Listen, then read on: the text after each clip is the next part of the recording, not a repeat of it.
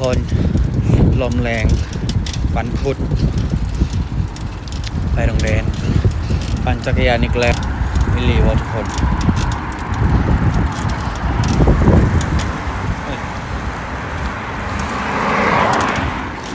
รถมาแต่ว่าใกล้จะถึงโรงแรมครับเลิก3 โมงครับทุกคนไปเลย